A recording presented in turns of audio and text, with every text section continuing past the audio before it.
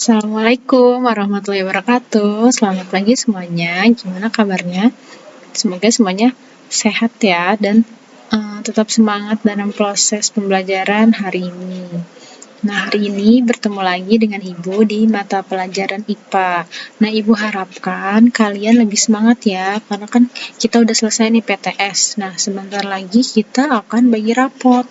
Nah, kalian harus lebih semangat, meningkatkan lagi semangat belajar kalian agar kalian tidak punya banyak tugas yang menumpuk di akhir semester, karena itu akan menjadi kendala kalian sendiri, kalian yang akan rugi sendiri gitu ya. Dan nilai pun kalau misalnya kalian semakin lama mengumpulkan itu akan semakin kecil. Jadi ibu harapkan kalian itu harus lebih semangat dalam menerima, mempelajari materi, dan mengerjakan tugas. Oke, semangat lagi ya.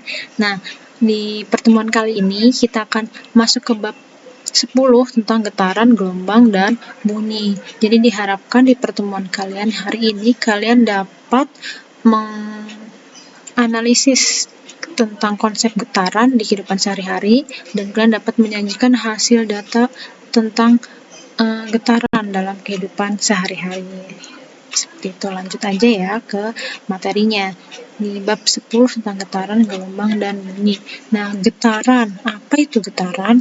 Kalian kan suka misalnya ngetuk-ngetuk meja nih, itu ada getaran. Atau misalnya kita main gitar, kita senarnya kita petik, itu ada getarannya. Nah, dari gambar ini nih. Nah, jadi getaran itu apa sih? Nah, jadi getaran adalah gerak bolak-balik benda melalui titik kesetimbangan. Nah, jadi getaran ini yang dapat menghasilkan bunyi. Jadi segala sesuatu bunyi itu dihasilkan dari getaran, dari benda yang bergerak bolak-balik melalui titik kesetimbangan. Nah, benda dikatakan melakukan satu kali getaran jika benda bergerak bolak-balik melalui titik kesetimbangan. Nah, misalnya di gambar ini nih, gambar yang pertama itu ada bandul. Nah, bandul kan kalau kita gantung seperti ini kan diam di satu titik. Nah, itu disebut titik kesetimbangan. Misalnya kita goyangkan nih, dia akan bergerak ke kanan dan ke kiri. Nah, seperti itu. Kalau misalnya melewati titik kesetimbangan disebut melakukan getaran. Nah, disebut satu kali getaran itu saat dari titik A kembali lagi ke titik A. Jadi misalnya nih bandul nih di gambar kalian sebelah kiri nih ada bandul. Dia bergerak dari titik A ke O ke B. Itu baru setengah getaran. Nah, balik lagi ke O ke A lagi. Jadi dari titik A kembali lagi ke A. Itu disebut satu kali getaran. Atau misalnya di gambar yang kedua nih sebelah kanan ini ada pegas. Misalnya ada pegas nih atau per ditarik, kan itu akan gini kan? Bolak-balik. Nah, seperti itu. Jadi kalau misalnya dari sini ditarik ke bawah, kemudian balik ke atas, itu disebut satu kali getaran. Jadi kalau misalnya bolak-balik itu udah berapa kali getaran.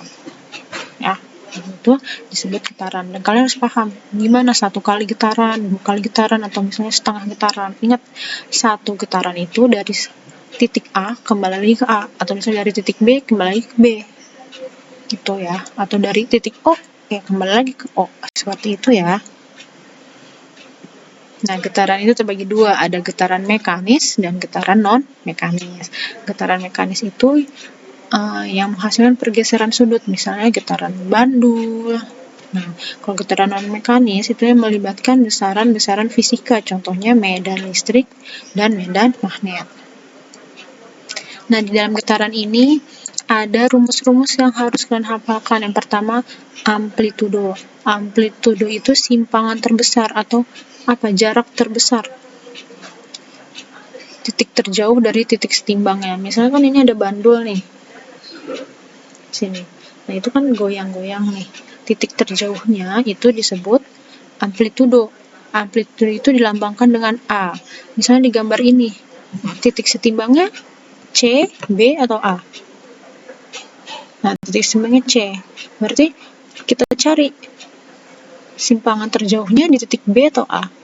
Yang paling jauh kan A ya. Nah, berarti di gambar ini amplitudonya adalah titik A, karena A merupakan simpangan terjauh.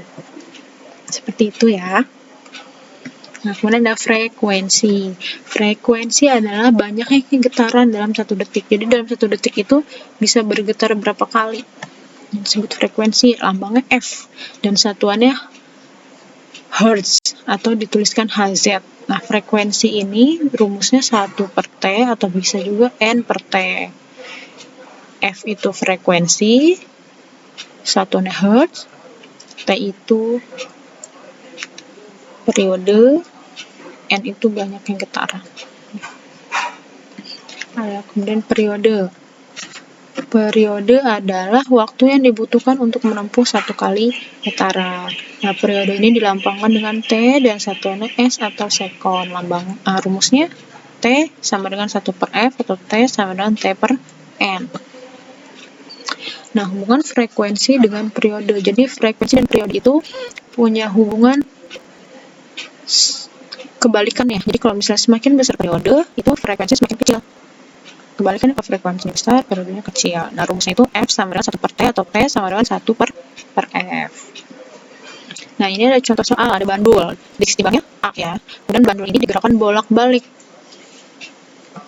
dengan titik kesetimbangan A, kemudian digetarkan menuju B.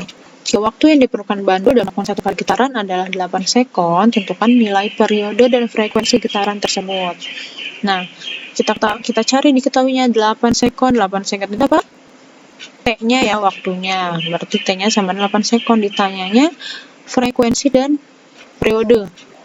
Periode itu lambangnya apa? T ya. Berarti yang ditanya T dan frekuensi itu apa? F. Berarti T dan F. Kita jawab. T itu rumusnya kan T per N. Kita masukkan 8 per 1 sama dengan 8 sekon. Berarti periode 8 sekon. Dan F-nya rumusnya itu 1 per T. Nah, T kan tadi kita perlu 8. Ya, berarti 1 per 8 sama dengan 0,125 Hz. Seperti itu, mudah ya. Nah, semoga kalian bisa paham. Nah, ini untuk soalnya. Kalian kerjakan di buku catatan. Jadi, kalian rangkum video ini. Kemudian kalian kerjakan soalnya, tinggal nomor ini di buku catatan. Kemudian kalian upload di classroom kalian masing-masing. Nah, untuk lebih jelasnya, kalian bisa buka grup WhatsApp-nya atau di classroom-nya untuk petunjuk lebih jelasnya ya. Dan tugas harus dikumpulkan tepat waktu ya, agar nilai kalian maksimal. Nilai rapot kalian itu bisa bagus ya. Jadi harus lebih semangat lagi. Oke ya. Nah, sekian untuk pembelajaran hari ini. Kurang lebihnya mohon maaf. Wassalamualaikum warahmatullahi wabarakatuh.